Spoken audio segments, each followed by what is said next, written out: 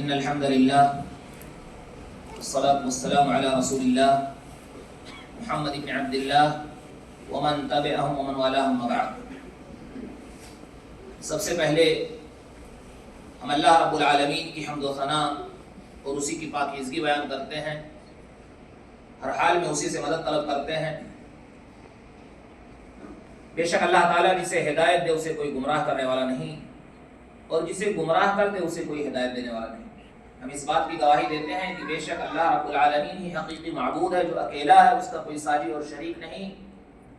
اور اس بات کی گواہی دیتے ہیں کہ بے شک محمد صلی اللہ علیہ وسلم اللہ کے بندے اور اس کے آخری رسول ہیں۔ اسات گرامی پر انگنت درود اور سلام نازل ہو۔ اللہم صلی علی محمد و آلہ وبارک وسلم۔ حمد و صلات کے بعد شیخ صاحب نے حمد و صلات کے بعد سب سے پہلے اپنے آپ کو اور ہم تمام لوگوں کو اللہ رب العالمین سے حقیقی معنوں میں تقوی اور پرہیزگاری کے تعلق سے نصیحت فرمائی، اور اللہ تعالیٰ فرماتا ہے وَمَن يَتَّقِ اللَّهَ يَجْعَلْ لَهُ مَخْرَجًا وَيَرْزُقْهُ مِنْ حَيْثُ لَا يَحْتَسِبُ وَمَن يَتَّقِ اللَّهَ يَجْعَلْ لَهُ مِنْ أَمْرِهِ يُسْرًا، کہ جو اللہ سے ڈرتا ہے اللہ تعالیٰ اس کے لیے راستے نکال دیتا ہے اور ایسے طریقے سے روزی دیتا ہے کہ وہ گمان بھی نہیں کر سکتا ہے، اور جو اللہ سے ڈرتا ہے اللہ تعالیٰ اس کے معاملے کو آسان بھی فرما دیتا ہے۔ لہٰذا ہم تمام لوگوں کو اللہ تعالیٰ ہی سے حقیقی معنوں میں تقوی اور پرہیزگاری اختیار کرتے رہنا چاہیے۔ شیخ صاحب نے آج کا جو خطبہ دیا وہ شادیوں کو آسان بنانے کے تعلق سے، اور شادیوں میں تاخیر نہ کرنا، اور جو اولیاء امور ہیں، جو ذمہ دار ہیں، ان کو اس میں سستی نہ کرنا، اور وہ تمام لوگ جو شادی کے اہل ہیں اس تعلق سے اس میں تاخیر نہ کرنا۔ اس تعلق سے شیخ صاحب نے آج کا خطبہ دیا، قرآن و حدیث کی روشنی میں پیش کیا، جو یقیناً ہم تمام لوگوں کے لیے نصیحت حاصل کرنے کی چیز ہے۔ میرے بھائیوں، شیخ صاحب نے ذکر کیا کہ اللہ تعالیٰ نے آدم علیہ السلام کو پیدا کیا، پھر ان سے ان کی بیوی کو بھی پیدا کیا، اس طرح سے بہت سارے مردوں عورتوں کو پھیلا دیا، گویا کہ نسل انسانی کے افزائش کا یہ ذریعہ نکاح ہے۔ لہٰذا اس طرح سے زمانے گزر رہے ہیں اور انسان اپنی نسل کو بڑھانے کے لیے شادی بیاہ بھی کرتے ہیں۔ تو اس طرح سے مذہب اسلام نے اس تعلق سے ہمیں یہ حکم دیا ہے کہ شادی کریں، قرآن اور سنت کی روشنی میں اللہ اور اس کے رسول صلی اللہ علیہ وسلم نے جو چیزیں ہمیں حکم دی ہیں اس کے مطابق اپنائیں، کیونکہ اللہ تعالیٰ نے ذکر کیا ہن لباس لکم وانتم لباس لہن، یہ مرد ان کے لیے لباس ہیں اور عورتیں ان کے لیے لباس ہیں۔ شادی کرنے کے بعد ایک دوسرے کے لیے پردہ ہیں، اور ایک دوسرے کے خیال کرنے والے، زیب و زینت اختیار کرنے والے، ہر طرح کے ایک دوسرے کے خیال کرنے والے ہیں۔ لہٰذا اس میں ہمیں کسی طرح سے تاخیر اور سستی نہیں کرنا چاہیے۔ اللہ تعالیٰ نے قرآن کریم میں ذکر فرمایا ایک جگہ وَمِنْ آيَاتِهِ أَنْ خَلَقَ لَكُم مِّنْ أَنفُسِكُمْ أَزْوَاجًا لِتَسْكُنُوا إِلَيْهَا وَجَعَلَ بَيْنَكُم مَّوَدَّةً وَرَحْمَةً إِنَّ فِي ذَلِكَ لَآيَاتٍ لِقَوْمٍ يَتَفَكَّرُونَ، کہ اللہ کی نشانیوں میں سے یہ ہے کہ اللہ تعالیٰ نے تمہارے ہی میں سے تمہارے لیے بیویاں پیدا کی تاکہ تم اس سے سکون حاصل کرو، اور تمہارے درمیان الفت اور محبت قائم کر دیا۔ بے شک اس میں نشانیاں ہیں اس قوم کے لیے جو سوچیں اور سمجھیں۔ تو اللہ تعالیٰ نے انسانوں ہی میں سے ان کے لیے بیویاں متعین کی، بنایا کہ وہ لوگ محبت سے رہ سکیں، نسل افزائش کا ذریعہ ہو۔ تو اس طرح سے یہ زواج جو ہے یعنی شادی، یہ انبیاء کرام کی سنت بھی رہی ہے۔ اللہ تعالیٰ نے قرآن کریم میں ایک دوسری جگہ فرمایا وَلَقَدْ أَرْسَلْنَا رُسُلًا مِّن قَبْلِكَ وَجَعَلْنَا لَهُمْ أَزْوَاجًا وَذُرِّيَّةً، کہ ہم نے اے نبی تم سے پہلے بھی بہت سارے رسولوں کو بھیجا، ان کے لیے بھی بیویاں بنائیں اور اولاد دیے، یعنی ان لوگوں نے بھی شادی کی اور ان کے بھی اولاد ہوئے، نسل افزائش کا ذریعہ ہوا۔ تو یہ تمام انبیاء کرام کی سنت ہے میرے بھائیوں، اس لیے شادی کرنا یہ ضروری ہے، جہاں انسان کو اپنے طور پر پردہ اور اس طرح سے تمام برائیوں سے محفوظ رہنے کا ذریعہ ہے، ساتھ ہی ساتھ نسل افزائش، انسانی نسل کی افزائش کا ایک ذریعہ بھی ہے۔ اور اللہ کے رسول صلی اللہ علیہ وسلم نے ایسے تعلق سے منع فرمایا ہے کہ جو شادی نہیں کرتے ہیں ایسے یوں ہی عبادت کریں یا ایسے ہی گھومیں، بلکہ حدیث میں آتا ہے کہ اللہ کے رسول صلی اللہ علیہ وسلم نے یہ فرمایا کہ میں اللہ سے سب سے زیادہ ڈرنے والا ہوں اور اللہ رب العالمین سے سب سے زیادہ تقوی اختیار کرنے والا ہوں، لیکن میں روزہ بھی رکھتا ہوں، افطار بھی کرتا ہوں، نماز بھی پڑھتا ہوں، اور اسی طرح سے سوتا بھی ہوں۔ یہ نبی صلی اللہ علیہ وسلم نے یہ بات اس وقت کہی تھی جب بعض صحابہ کرام نے یہ ارادہ کیا کہ ہم تو ایک انسان ہیں اور ہم تو ایک عام انسان ہیں اور ہم سے بہت ساری غلطیاں ہوتی ہیں، تو ہم شادی بیاہ وغیرہ نہیں کریں گے، صرف اللہ کی عبادت میں لگیں گے۔ تو اللہ کے رسول صلی اللہ علیہ وسلم نے فرمایا کہ میں دیکھو شادی بھی کرتا ہوں، نماز بھی پڑھتا ہوں، سوتا بھی ہوں۔ تو اس طرح سے بعض صحابہ نے جو یہ ارادہ بنایا تھا، جو 3 صحابہ کرام تھے جنہوں نے کہا کہ ہم روزہ رکھتے ہیں، کہا رات بھر عبادت ہی کرتے رہیں گے اس طرح سے، تو اللہ کے رسول صلی اللہ علیہ وسلم نے فرمایا کہ یہ ارادہ شادی نہ کرنے کا یا ہمیشہ روزہ رہنے کا یا رات بھر جاگنے کا یہ صحیح نہیں، کیونکہ اللہ سے سب سے زیادہ ڈرنے والا تو میں ہوں، حالانکہ میں روزہ بھی رکھتا ہوں، نماز بھی پڑھتا ہوں، رات میں سوتا بھی ہوں اور شادی بھی کر رہا ہوں۔ تو اس طرح سے نبی کریم صلی اللہ علیہ وسلم کی یہ سنت رہی اور ایک مشہور حدیث ہے۔ اس کے بعد پھر نبی صلی اللہ علیہ وسلم نے فرمایا، جو عام طور پر آپ دیکھتے ہیں کہ یہ حدیث پڑھی جاتی ہے اور اکثر بیشتر لوگوں کو یاد ہے، یہ فرمانے کے بعد فَمَنْ رَغِبَ عَنْ سُنَّتِي فَلَيْسَ مِنِّي، جو میری سنت سے اعراض کرے گا وہ مجھ سے نہیں ہے۔ تو سنت کو اپنانا یہ نبی کریم صلی اللہ علیہ وسلم سے محبت کا نتیجہ ہے اور مذہب اسلام کے اپنانے والوں میں سے ہے اور بہترین طریقے پر قائم رہنے والوں میں سے ہے۔ اسی طرح سے ایک مشہور حدیث ہے، اللہ کے رسول صلی اللہ علیہ وسلم نے فرمایا، جسے شیخ صاحب نے خطبے کے اندر پڑھا، کہ اللہ کے رسول صلی اللہ علیہ وسلم نے فرمایا یا معشر الشباب من استطاع منکم الباءۃ فلیتزوج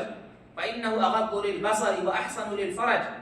متفق علیہ۔ بخاری اور مسلم نے اسے روایت کیا ہے کہ نبی صلی اللہ علیہ وسلم نے فرمایا اے نوجوانوں کی جماعت، جو تم میں سے شادی کی طاقت رکھتا ہے تو چاہیے کہ وہ ضرور شادی کرے، اس لیے کہ یہ نگاہوں کو پست کرنے والی اور شرمگاہوں کو حفاظت کرنے والی ہے۔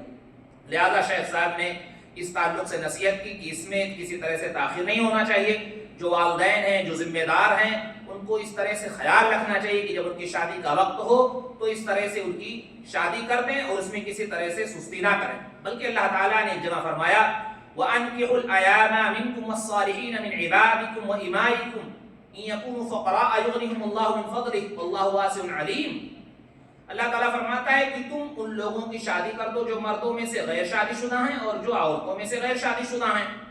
پھر اللہ رب العالمین فرماتا ہے کہ جو تمہارے نیک بندے ہیں اور جو نیک عورتیں ہیں، یعنی ان میں سے شادی کر دو، اگر وہ فقیر ہیں، محتاج ہیں، غریب ہیں، مسکین ہیں، تو اللہ تعالیٰ اپنے فضل سے انہیں مالدار کر دے گا، اور اللہ رب العالمین تو بہت ہی وسعت والا ہے، جاننے والا ہے۔ تو میرے بھائیو، شیخ صاحب نے جیسا کہ خطبے میں کہا کہ بہت سارے ایسے لوگ ہیں جو شادی سے پہلے تھوڑا پریشان حال تھے، یعنی اتنی زیادہ ان کی حالت اور وسعت نہیں تھی، لیکن شادی کے بعد حقیقت میں اللہ تعالیٰ نے انہیں مالدار کر دیا۔ تو اس میں یہ سوچنا کہ بھی پیسہ نہیں ہے، یہ نہیں ہے، اتنی ذمہ داری اور اتنی چیزیں تو ہونی چاہیے کہ جس سے وہ شادی کا خرچ اٹھا سکے اور اس طرح سے خرچہ بیوی کا اٹھا سکے، گھر وغیرہ ہو، ایسا نہ ہو کہ قلاش ہو شادی کرنے کے لیے پریشان ہو۔ تو یہ ہے کہ شادی میں فضول خرچی کرنے کے تعلق سے بھی شیخ صاحب نے خصوصی طور پر رہنمائی فرمائی کہ جو بہت لوگ شادی میں فضول خرچی کرتے ہیں، یہ بھی غلط ہے۔ آپ دیکھیں حضرت علی رضی اللہ تعالیٰ عنہ نے، ان کے پاس مہر کے پیسے جب نہیں تھے تو نبی صلی اللہ علیہ وسلم نے فرمایا کہ جو درے تمہارے پاس ہے تم اس سے پیسہ حاصل کر کے مہر میں لگاؤ۔ تو مہر میں شیخ صاحب نے یہ بھی نصیحت کی کہ بہت زیادہ نہیں ہونا چاہیے، یعنی توسط اور اوسط درجے کی چیز مہر میں ہونی چاہیے، بہت زیادہ اس میں غلو اور زیادتی اور مہنگائی، یہ تمام کی تمام چیزیں نہیں ہونی چاہیے۔ موجودہ وقت میں ہمارے یہاں جو خاص طور پر انڈیا، پاکستان وغیرہ میں اس طرح کی بہت زیادتی ہے کہ فضول خرچی ہوتی ہے اور عورتوں کے اوپر بہت ساری چیزیں ہیں، مثلا جہیز وغیرہ ہے، جس سے بہت ساری پریشانیاں ہیں، لوگ سود میں مبتلا ہو جاتے ہیں اور دکھاوے میں نہ جانے کیسی غلطیاں کرتے ہیں۔ یہ چیزیں اصل میں اس بنا پر آئی ہیں کہ ہمارے ہاں لڑکیوں کے حقوق نہیں دیتے ہیں، وراثت میں حق نہیں دیتے ہیں۔ تو اس میں مسئلہ یہ ہوتا ہے کہ جو غیر مسلم ہیں جو اپنی بچیوں کی شادی کرتے ہیں اسی وقت جو دینا ہوتا ہے دے دیتے ہیں۔ تو یہ مسلمانوں میں بھی یہ چیز آ گئی ہے کہ جو دینا ہوتا ہے دے دیتے ہیں اور شادی کے بعد کچھ نہیں دیتے ہیں، وراثت میں ان کو کچھ دیتے ہی نہیں ہیں۔ اس لیے یہ خود پریشانی میں پڑ گئے اور تمام لوگ پریشانی پڑ گئے۔ اس لیے شادی کو آسان بنائیں اور ان کے جو حقوق ہے وراثت میں اس کو دیں تاکہ جہیز وغیرہ کی لعنت سے سب لوگ چھٹکارا پائیں۔ خلاصہ یہ شیخ صاحب نے اور بہت ساری قیمتی نصیحتیں میرے بھائیو آج کے خطبے میں کی ہیں جو یقیناً ہمارے لیے بہت ہی اہم ہے۔ ایک حدیث میں اللہ کے رسول صلی اللہ علیہ وسلم نے فرمایا جب تمہارے پاس کوئی خطبہ یعنی پیغام لے کر کے آئے جس کے دین سے، جس کے اخلاق سے تم راضی ہو تو ضرور شادی کر دو تاکہ کوئی فتنہ نہ ہو۔ لہٰذا دینداری کا دیکھنا، خیال رکھنا بہت ضروری ہے۔ موجودہ وقت میں بہت سارے لوگ بس پیسہ ہی دیکھتے ہیں، دینداری کا نہیں خیال کرتے ہیں اور بعد میں جب مشاکل ان کے اوپر آتے ہیں اللہ نہ کرے تو پھر وہ بہت ساری چیزیں رونا روتے ہیں. حالانکہ دینداری بہت اہم ہے اور پیسہ روپا دیکھنا اور دینداری نہ دیکھنا اس سے بہت ساری مشقتوں میں لوگ پڑ رہے ہیں. خلاصہ یہ ہے کہ صحیح دینی تعلیمات بھی ضروری ہے. ہم تمام لوگوں کے لیے اپنے آل اولاد کی صحیح تعلیم دیں, تربیت دیں. بہت ساری حدیثیں ہیں اور بہت ساری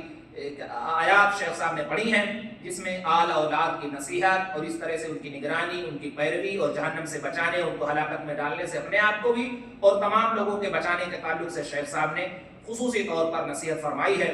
اور اللہ کے رسول صلی اللہ علیہ وسلم نے فرمایا کہ خیر النکاح ایسا, کہ نکاح جو سب سے بہتر ہے وہ سب سے آسان والا ہے, تو اسے آسان بنایا جائے, مشکل نہ بنایا جائے. شیخ صاحب نے یہ تمام کی تمام چیزیں خصوصی طور پر نصیحت کی ہیں. لہٰذا ہمیں چاہیے کہ ہم آسانی کو اپنائیں, اللہ اور اس کے رسول صلی اللہ علیہ وسلم کی تعلیمات کو اپنائیں اور اسی کے مطابق زندگی بسر کریں. ریاکاری, نمود, دکھاوا اور اس طرح سے غیر اسلامی طریقے, ان تمام چیزوں, فضول خرچی سے بچتے رہیں اور کسی بھی طرح سے اس میں تاخیر کی گنجائش نہ پیدا کریں. اور جو ذمہ دار ہیں وہ لوگ اپنے بچوں بچیوں کے تعلق سے فکر مند ہوں اور تاخیر نہ کریں, کیونکہ بہت ساری چیزیں, برائیاں اور پریشانیاں اس سے پیدا ہوتی ہیں. اور جب ایک مدت شیخ صاحب نے فرمایا کہ ختم ہو جاتی ہے تو بعد میں شادی بھی نہیں ہوتی ہے, جس سے بہت ساری بچیاں دشواریوں کا شکار ہو جاتی ہیں. تو یہ قیمتی نصیحتیں آج کے خطبہ میں شیخ صاحب نے کی ہیں. اللہ تعالیٰ سے دعا کرتے ہیں الہ العالمین ہمیں صحیح سمجھ عطا فرمائے, قرآن و سنت کے مطابق زندگی گزر بسر کرنے والا بنائے اور تمام ہمارے زندگی کا جو شعبہ ہو خود پیارے رسول صلی اللہ علیہ وسلم نے جو ہمیں بتایا ہے, جو اللہ تعالیٰ نے قرآن میں ذکر کیا ہے, اس کے مطابق ہم عمل کریں. ہمارے زندگی کا عین مقصد ہو اللہ تعالیٰ جب تک زندہ رکھے حالت اسلام پر زندہ رکھے, ہمارا خاتمہ ہو تو حالت اسلام پر ہو. آمین رب العالمین. وآخر دعوانا الحمد للہ رب العالمین.